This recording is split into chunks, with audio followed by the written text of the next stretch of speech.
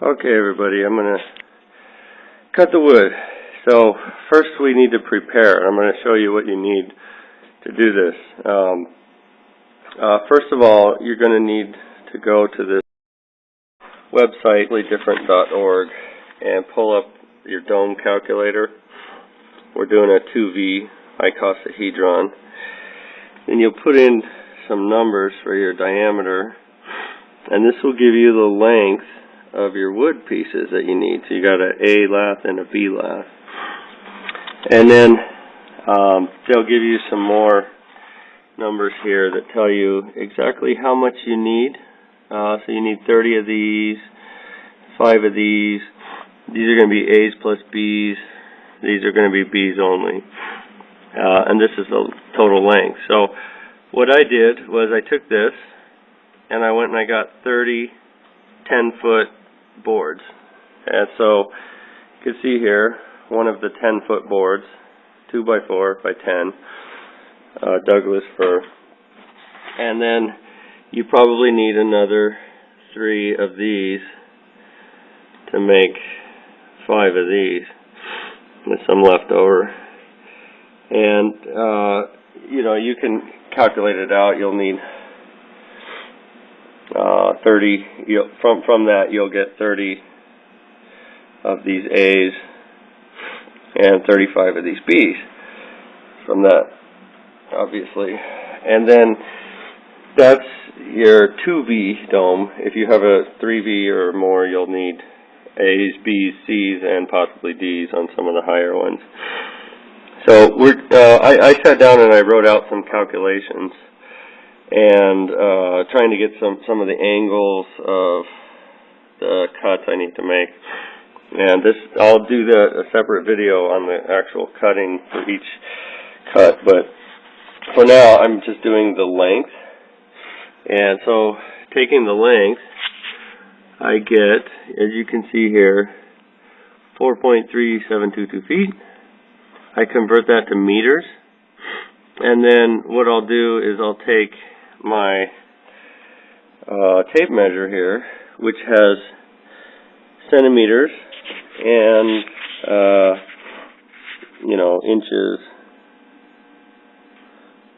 Let's see, it's kind of hard to see, but yeah, so I'll measure it out and get a line where I need to be, and then I can see from the line where the inches are. And so I wrote on here, if you don't have a metric ruler, you can use my measurements. This 4.3722 feet is 52 7/16 inches. It's halfway between 7/16 and 8/16. The 4.9442 feet is 59 1/8 inch.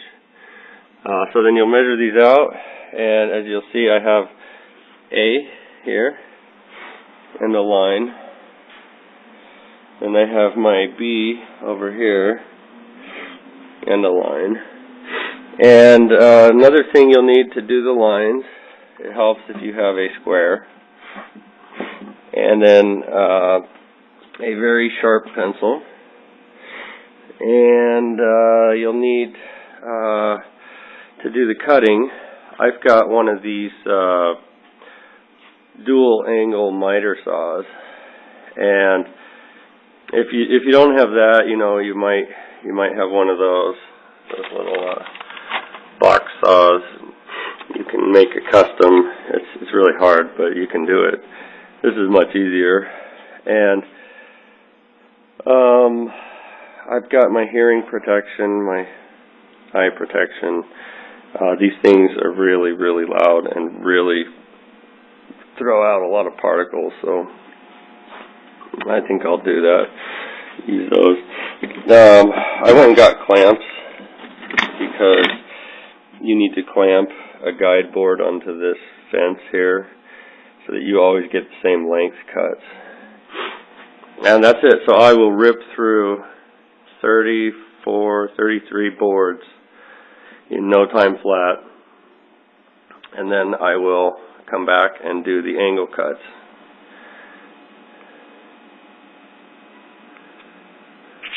I can turn off. Okay, so now I'm going to walk you through the first cut. Now, what I'm doing here is I've taken this board, this is my A board, and I've carefully measured it and cut it, and now I'm using it to measure my 10-footer. As you can see, the 10-footer underneath. I just lay it on top, I come down here to the end, and I feel with my fingers to make sure it's flush.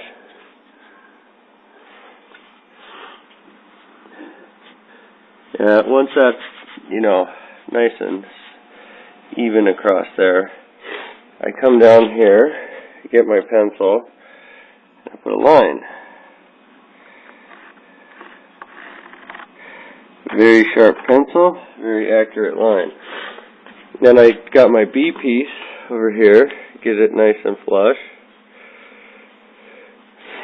And then I'll put a line for that one. Oops.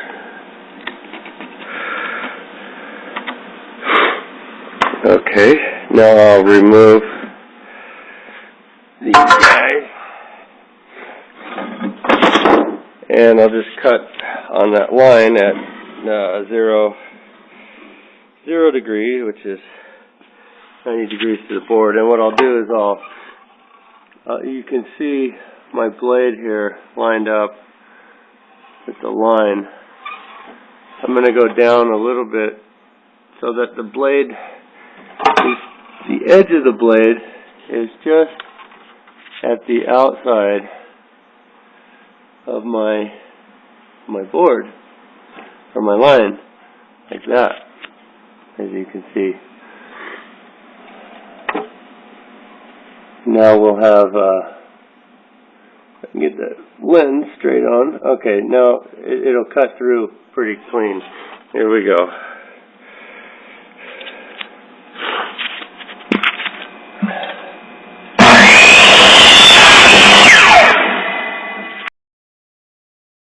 Okay, so now I'm going to show you how we make these cuts. They look like this. Okay, so your board will just have a straight, slanted cut on it, straight across. So these are some techniques I use. The first thing I'll do is you can put this thing at 0 degrees. Then you'll pull your blade down, and if you have a lock, you can lock it. And then you'll see that you can just push a flat, one of your scrap boards up against the blade and hold it there. Then you'll let your blade back up.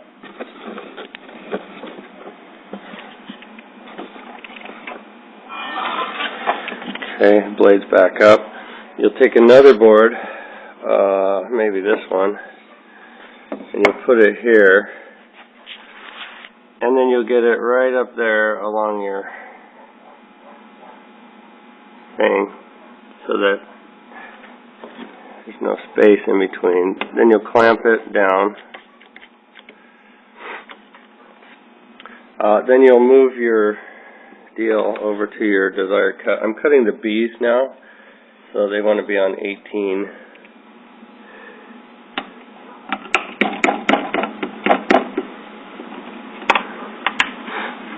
And then what I'll do is I will cut this piece like this.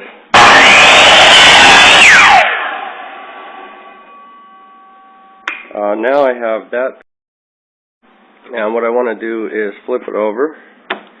So I'll take my clamp off. I'm going to flip this over, okay. Then I'm going to find out where my blade is again with the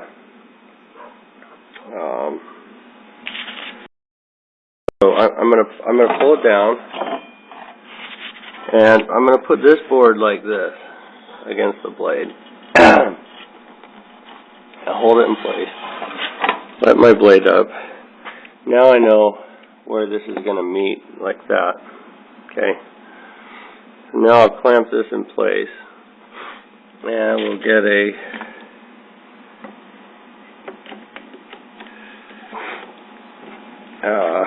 cut there. So we'll just cut that. And there is our stopper. Now, if you watch closely, and sometimes you have to make a little adjustment because its clamps move and whatever, but we should get a cut that goes right through and doesn't shorten our piece. So let me just try that now. And as you can see, it's pretty close. We'll move that other piece back just a hair, and it'll give us a pretty close to what we need for our deal.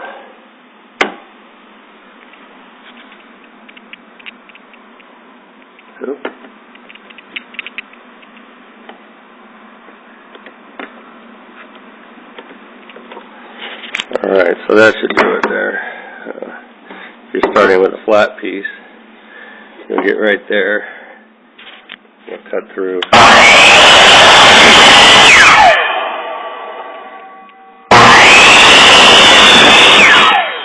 you're holding it right, it'll cut right through and it won't take any length off the end. That's it. That's the first cut.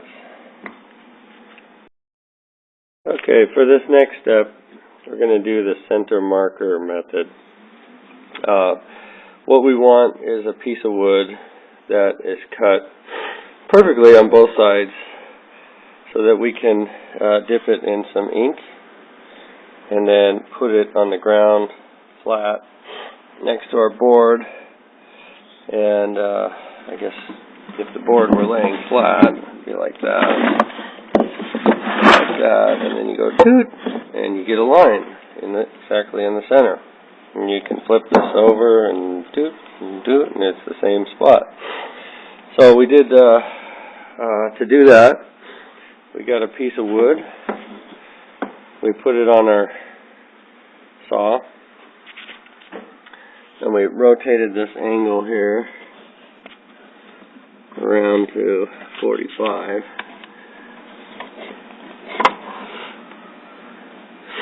And then we locked it in place. We made our cut. Made a little cut down through the wood. Flipped the wood over. Made the same cut. And as long as you have the stopper in the back, you'll get a perfectly symmetric cut, and it'll be right in the center. So that's one piece. Now we'll have the line, and we're going to try to cut some out this way and down at an angle. So it'll be a compound angle cut, and we're going to need that center line to know where to start it, and then we can make a jig and all that, and it'll go really fast. Okay, so here we go with the next set of cuts. This is going to give us an arrowhead. So what you can see, what I've done is I've got my center line marked, and I've already cut one. And the way I did this was I built a little triangle. I took my boards here, I cut at 45 on both. I screwed them together to give me a 90-degree piece here. And then these are 45s also, and I screwed those in to keep it from moving this way. And then I clamped it on. There's another clamp here, holding it to the metal. And then I put my meter, my arc here at 30. So what we have now is a new angle. It's 90 minus 30 gives me 60. Then I can cut a 60-degree angle. I couldn't before because my gauge only goes to 45. So that's why we have this. If your saw does 60 degrees, just use that. Mine doesn't, so I had to jerry-rig this. And then I put in, there's two steps to this process. The first step is you take one of these scrap boards that has the same angle as your, oh, here's a good one. One of these scrap boards that has the same angle as your piece you want to cut. And then you put it in here, and you'll see that the blade has to be angled to match that. So you'll just put the blade down and line it up with your board, and that gives you a correct sideways angle. So we're rotating this sideways to compensate for the angle that's already in the board. And then once you've got that set, you can put in a stop block. I found a piece. It just matters how, with this setup, how high it is. So you could put it higher or lower, and then your board will come in and hit in a certain spot. And then you'll want to line up that spot on your center mark with the blade. And so as long as you have that stop block at the right height, it'll stop it and give you an accurate cut every time. And that's it for this one. And you can see a finished cut here.